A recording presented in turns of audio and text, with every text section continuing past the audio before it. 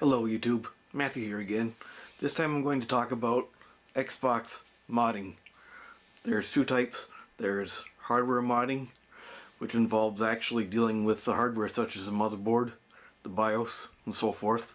Then there's software modding, which involves modifying the software that's stored on the hard drive. So let's get to it. First thing is, I decided to buy an Xbox original from eBay that was hardware modified with a mod chip in it. So I'm going to talk about it a little bit. First off, I had a few problems with it. First problem I had is that it was extremely dirty on the interior, contrary to what the description said, which was that it was supposed to be professionally cleaned, including a chip. Second problem I had is that it was not booting up to the mod chip menu because it had come loose during shipping from being stored upside down, and a chip had basically popped loose off the board. So I'm going to show you some pictures of the chip from the Xbox. Let's take a look at them.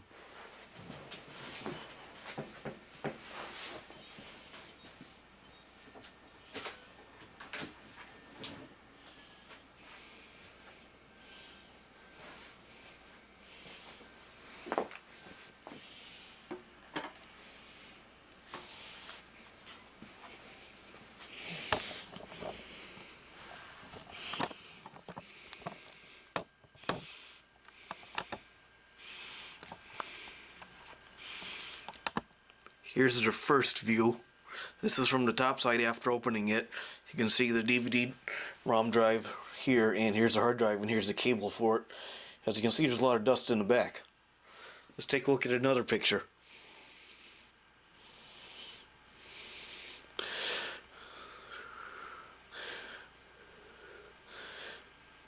Here's after I removed the hard drive. Here's the main CPU, and here's the DVD ROM drive. Here's both the hard drive and the main DVD ROM drive, both removed. And if you look closely, you can see right here that the mod chip has been worked loose. Here's another picture of it close up. It also is extremely dusty.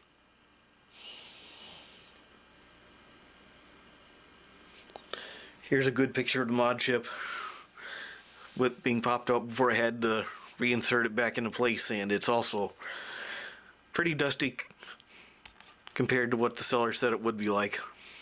But I'm not going to knock them. This was probably installed a long time ago and just never got cleaned out. So let's turn to the TV now, and we'll try out a game on the chipped Xbox.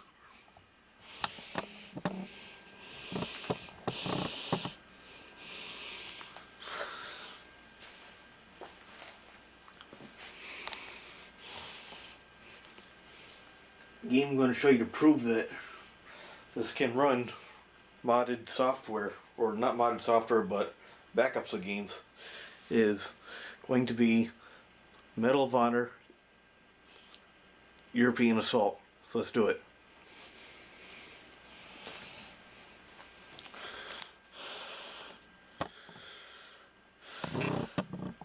First thing we'll be looking at is the Xbox itself. I'm going to open it up after I power it on. You can so we'll look at the TV as well.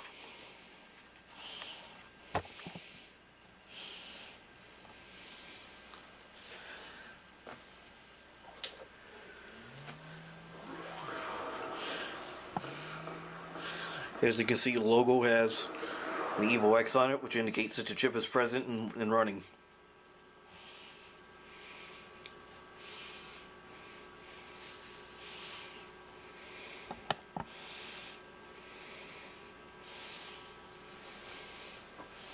Now you can see me opening the drive drawer and putting said disc into place.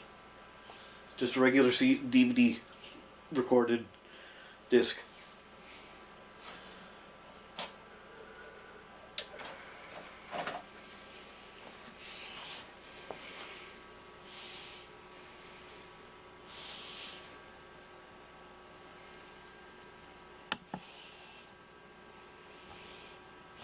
So I'll zoom in a little bit now on the TV itself. And we'll try playing the game.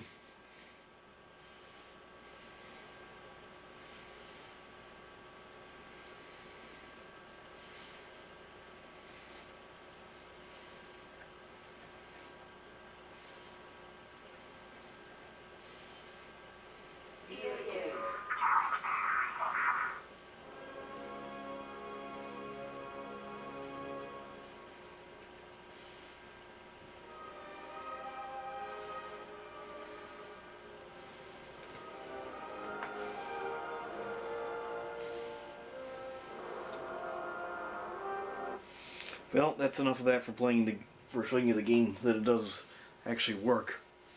So now I'm going to talk a little bit about why I decided to do modding.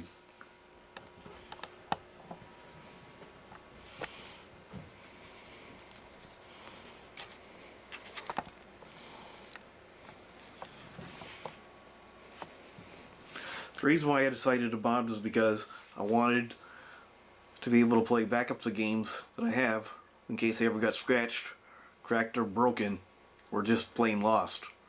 Now, the way I went about this was buying one that was already pre-done, and I thought it was a pretty good deal because I said, what the heck, why not have somebody do the work for you, which is very involved if you've never tried it before, and it's also hard if you're doing the hard modding route. I also soft modded my Xbox, which involves having a game, an action replay software, an action replay USB to